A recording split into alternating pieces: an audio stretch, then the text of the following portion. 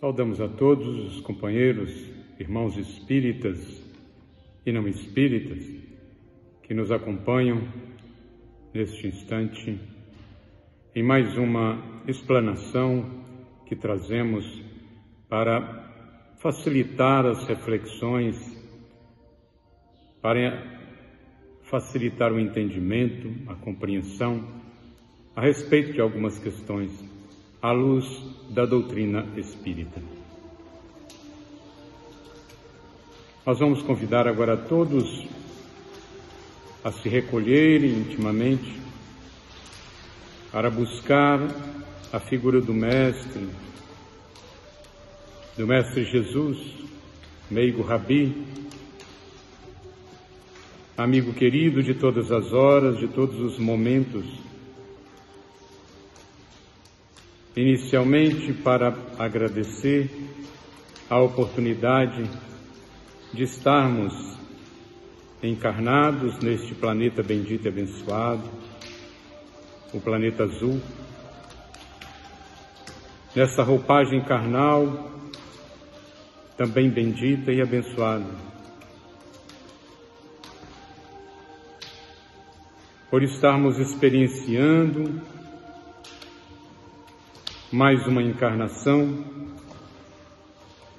neste lugar, nessa cidade, junto a essa coletividade, junto aos amigos queridos, com acesso à doutrina esclarecedora e consoladora, a doutrina espírita. Agradeçamos ao Mestre amado por mais este momento de reflexões e que nos possibilite então a companhia dos augustos servidores do bem, os bons espíritos que possam estar conosco, ampliando o nosso entendimento, o nosso raciocínio, a nossa memória, o nosso entendimento,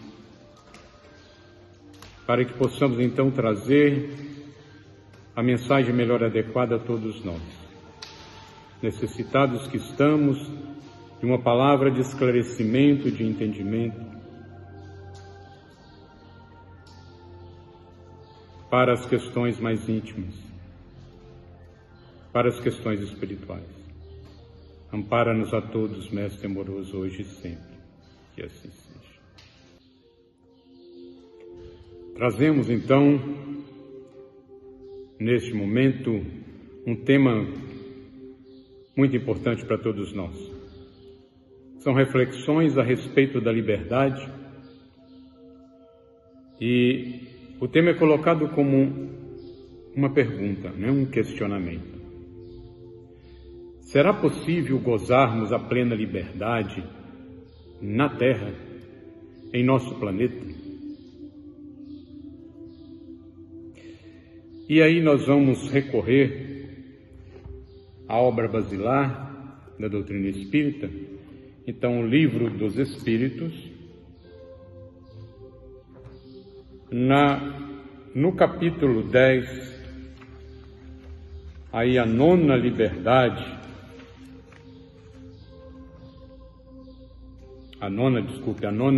lei, dentro do livro terceiro, as leis morais, a lei de liberdade. E é a questão 826, em que Kardec então faz a seguinte pergunta: qual seria a condição na qual o homem poderia gozar de uma liberdade absoluta? E os Espíritos respondem de uma forma muito clara: o eremita no deserto. Desde que haja dois homens juntos, eles têm direitos a respeitar e não têm mais, por conseguinte, liberdade absoluta. Eu acho que essa analogia, muito interessante, ou essa referência, porque encontrando-se no deserto, um eremita, né? E aí nós imaginamos que um eremita é aquele que pouco carrega, né? Aquele que pouco tem. E se está no deserto, também não tem muitas necessidades a serem atendidas. E a região do deserto, uma região, na aparência, sem vida, né? Aparentemente sem vida, porque dificilmente se vê algum elemento vivo ali.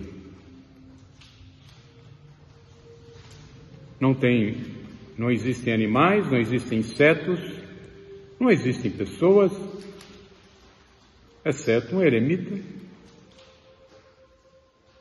E aí, se não existe outro homem, aquele homem presente então ali no deserto tem a liberdade de fazer o que bem pensar, o que bem entender. Poderia estar poluindo o ambiente com os seus pensamentos, em muitas situações, não muito elevados. Mas desde que gozamos da plena liberdade de pensar, isso não interferiria na nossa liberdade de agir naquele ambiente. Richard Simonetti, na obra A Constituição Divina, nos traz uma pequena história para ilustrar este tema. Então ele vai dizer a respeito de um náufrago que aporta uma pequena ilha, uma ilhota deserta, e ali, não tendo a presença de outro homem, ele tem a liberdade de agir de forma plena, porque não haverá de interferir na vida de outrem. Passado alguns meses, eis que ali aporta um novo náufrago. E aí então a sua liberdade deixa de ser absoluta e passa a ser uma liberdade restrita, porque ele precisa então dividir o espaço, ele precisa dividir a partir de então os recursos de sobrevivência com este segundo náufrago. E aí se faz necessário regrar os peixes, os animais de caça, os alimentos, os vegetais, os alimentos vegetais, etc.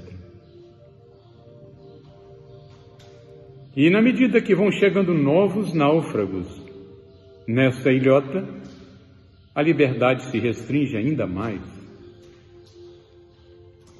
Pois bem, algo muito semelhante ocorre na vida em que levamos junto à coletividade, na vida comunitária, porque vivemos junto a outras pessoas e dividimos espaços e recursos. E assim, a nossa liberdade restrita, e que é relativa, ela se interpõe-se frente à liberdade dos concidadãos, aqueles que dividem conosco a cidade ou a cidadania. Ok. Alguns exemplos desta restrição de liberdade nós poderíamos estar listando. Nós não temos a licitude de livre expansão de impulsos. Ou seja, eu não tenho a liberdade de, em meu veículo, no meu automóvel, sair aí a 100, 120 km por hora dentro de uma cidade. porque colocaria em risco a vida dos transeuntes, das outras pessoas. E também não poderia me postar nu, se assim o desejasse, em locais públicos, porque isso iria contra os princípios da boa convivência. Não me seria lícito, igualmente, distribuir lixos ou despejar lixo nas vias públicas, porque traria o incômodo para outros do mau cheiro, da criação de pragas, em decorrência desse ato. Também seria impedido de fazer as minhas necessidades fisiológicas no ambiente público.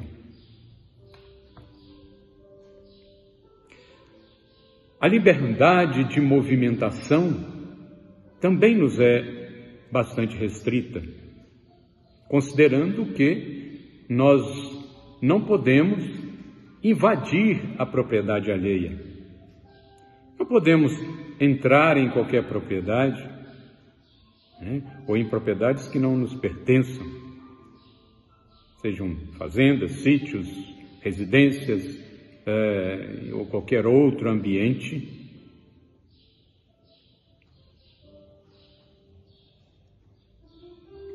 Não podemos adentrar a espaços públicos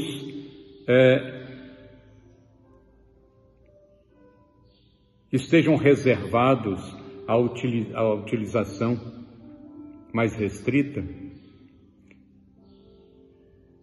Não podemos e não devemos adentrar, por exemplo, em espaços de diversão privado. Cinemas, teatros, casas de show, etc. Então a nossa liberdade de movimentação também é restrita.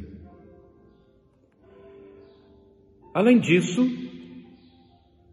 nós também somos impedidos de permanecer na inércia,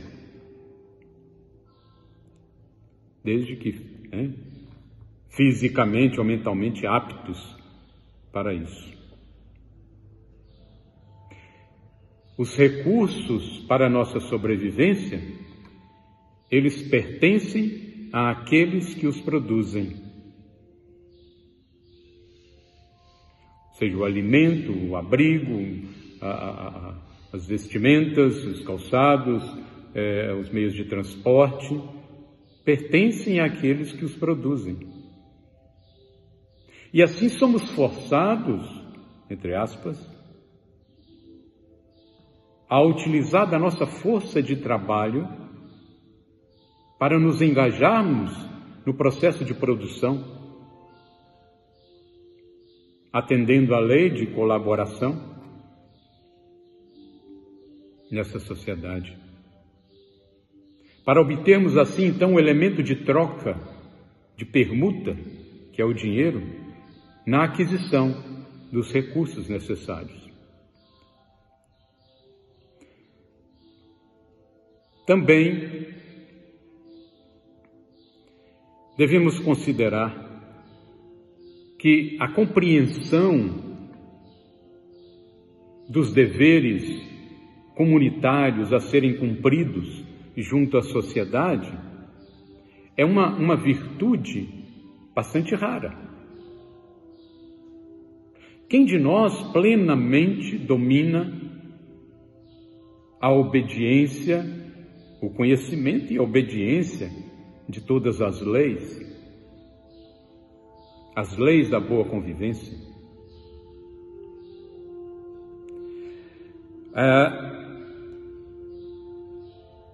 Dessa forma, a própria sociedade constitui mecanismos apropriados para estarem orientando e, ao mesmo tempo, conter as indisciplinas, ou a indisciplina, de uma maneira geral. E com isso são criadas as leis, as normas, para definirem os direitos e as obrigações de toda a sociedade, de todos os cidadãos. Assim são, então, instituídos órgãos com poder de polícia, de policiamento, para fiscalizar, para acompanhar e para coibir as infrações. E aqueles, então, infratores, respondem às sanções legais, as mais diversas, até mesmo o confinamento em prisões, conforme o grau de prejuízo causado aí aos concidadãos.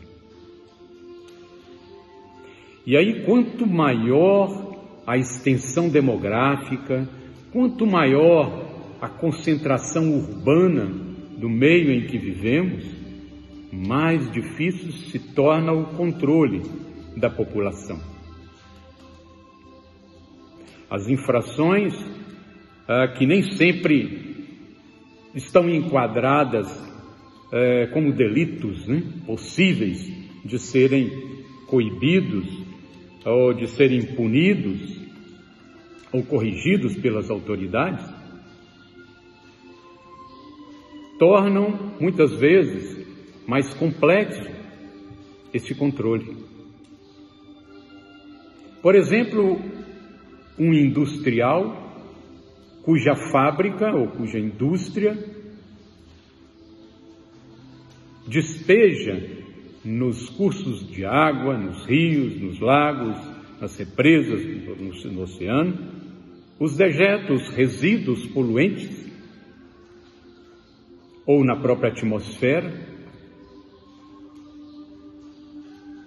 É um empreendimento que traz uma contribuição muito grande para a sociedade, mas que ali comete um delito. Um jovem que usa uma moto com escapamento aberto, o cano de descarga aberto, para atrair a atenção para si, num processo mais narcísico, que se compraz em produzir aquele ruído extremo, aquele barulho ensurdecedor, por onde passa, ou conduzindo um veículo cujo som faz tremer as janelas, as vidraças.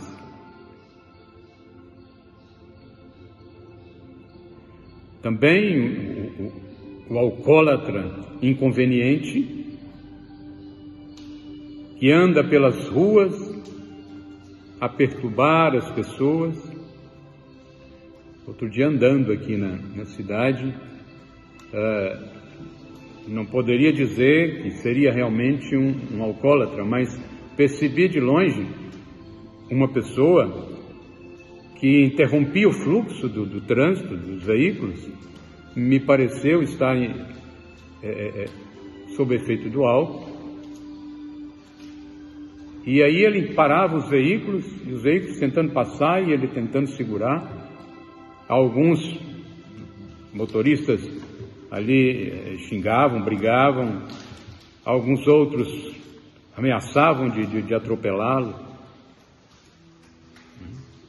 Situações que incomodam, que adentram os limites de liberdade de outros. O fumante, que pelo próprio efeito do elemento viciante, contribui para reduzir o senso comum, dificultando a ele a percepção de que está incomodando o outro.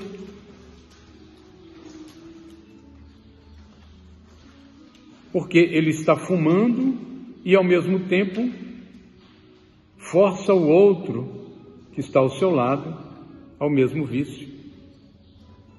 E muitos fumam dentro do quarto, junto à esposa, junto aos filhos, junto dentro da residência.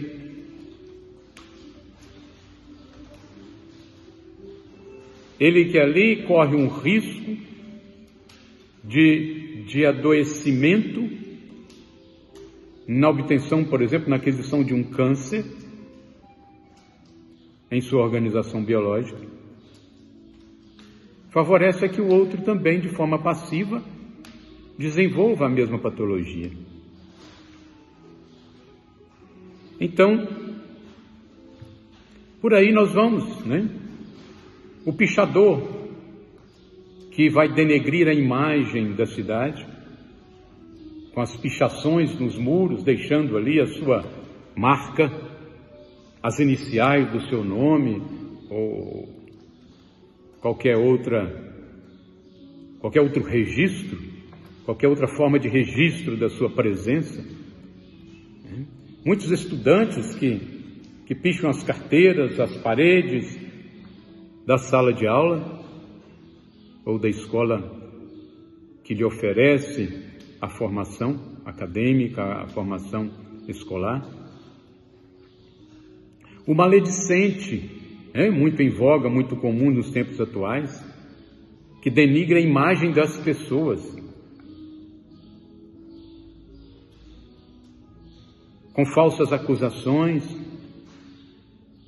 as famosas fake news, muito presentes no meio político, mas no meio social, quando utilizamos então das redes sociais.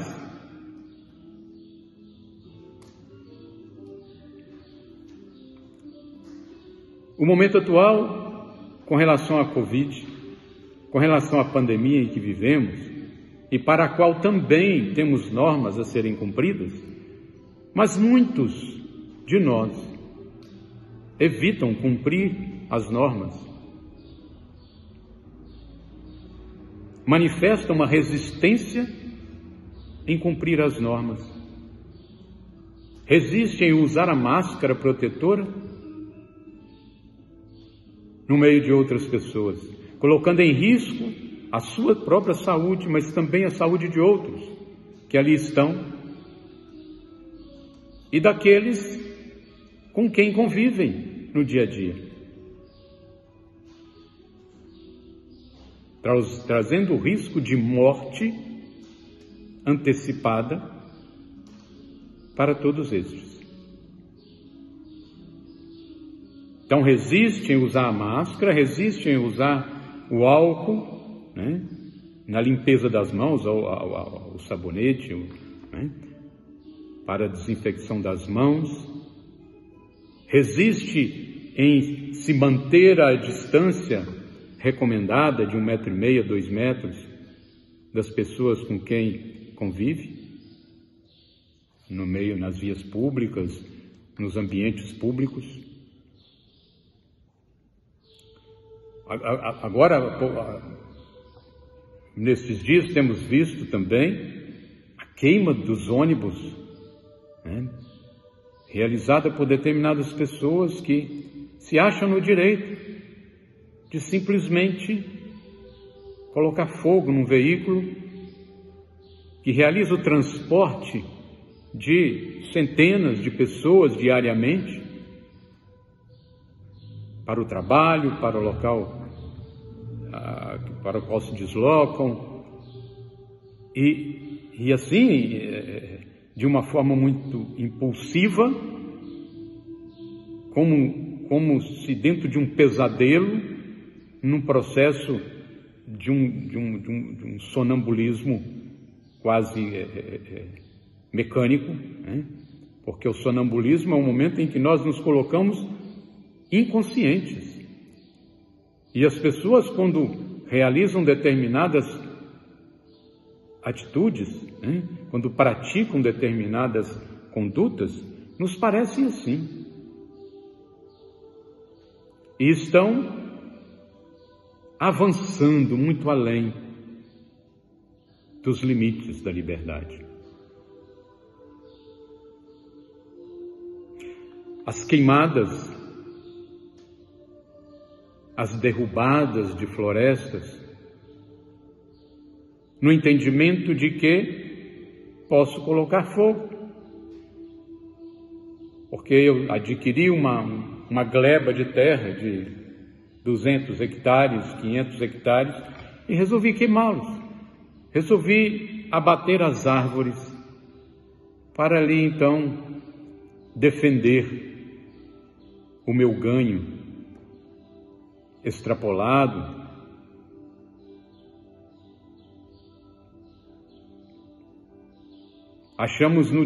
Nos achamos no direito de simplesmente agir, esquecendo-nos que dessa forma estamos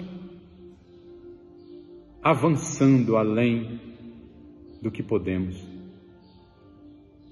Porque dessa forma estamos contribuindo para o aquecimento planetário, estamos contribuindo para prejudicar a vida de uma coletividade planetária.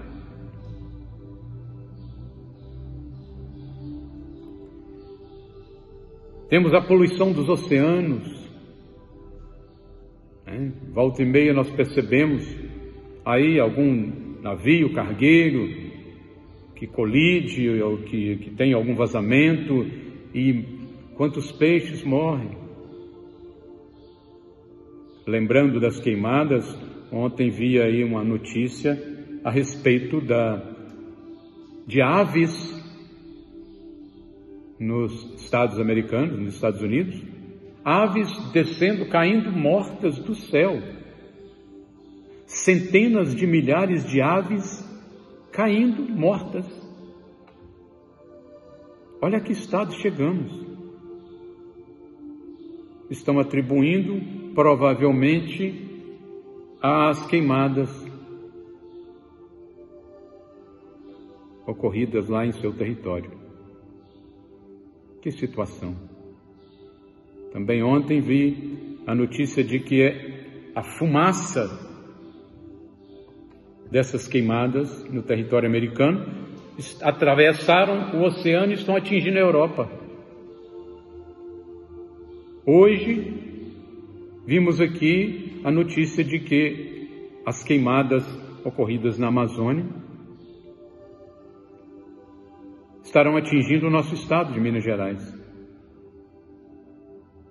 A natureza nos mostra que estamos avançando em muito, além dos nossos limites. Poderíamos ficar aqui o resto do tempo, atravessando todo dia, toda noite,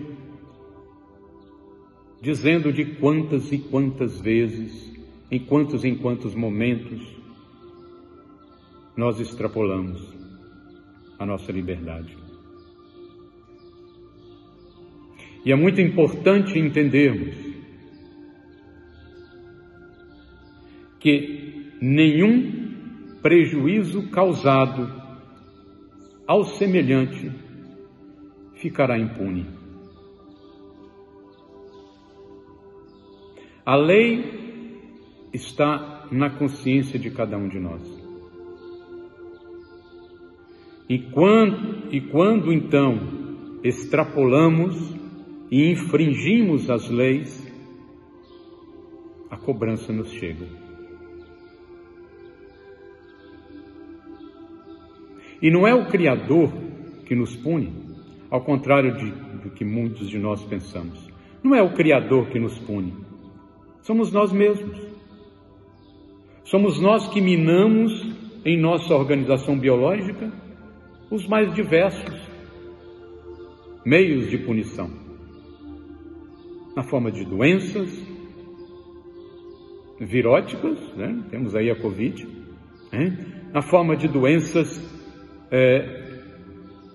de cunho bacteriano, os transtornos psíquicos, também de variada ordem, e tantos e tantos outros, tantas e tantas outras formas autopunitivas. Sem contar a própria natureza num movimento de retomada de um equilíbrio em decorrência do desequilíbrio provocado por nós mesmos, que nos responde e nos incomoda, naturalmente.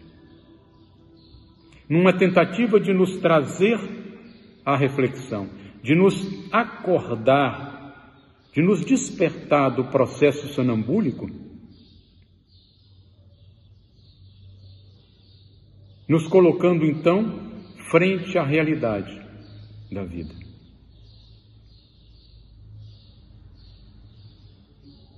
Se a justiça da terra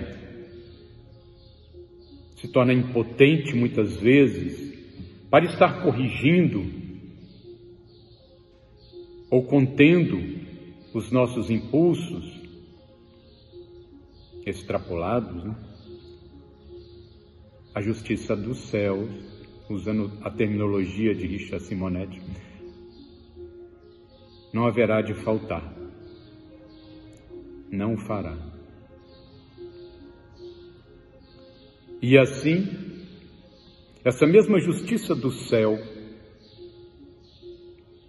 que seria então representada pela consciência presente em cada um de nós, nos promove o confinamento nas celas do desajuste, nas celas da infelicidade, na nossa intimidade. Daí os processos de depressão, de pânico, os transtornos de ansiedade extremada, todos decorrências de processos assim.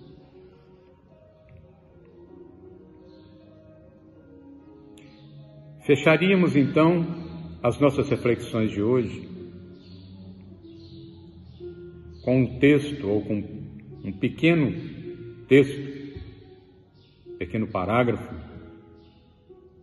trazido pelo nosso companheiro Richard Simonetti, onde ele diz o seguinte: aprendemos todos por experiência própria que há limites perfeitamente delineados em nossa liberdade de ação e que o mínimo que nos compete em favor de nossa felicidade é não perturbar o próximo tanto quanto estimamos que ele não nos perturbe. Basta seguir a máxima de não fazer ao outro aquilo que não gostaríamos que fosse feito a nós mesmos. Então, meus irmãos, qual a resposta à pergunta: será possível gozarmos a plena liberdade na Terra? Deixo a cada um de vocês a resposta. Que possa o Mestre Jesus, amado, o divinal governador deste orbe, deste planeta bendito, nos conceder a alegria da harmonia íntima, da paz interior, no cumprimento do que nos compete junto à coletividade, no gozo da liberdade relativa, com a responsabilidade devida. Abençoa-nos o Mestre, Jesus querido, abençoa-nos o Pai, Criador e maternal, ser absoluto amor, que nos ampara sempre. Que assim seja.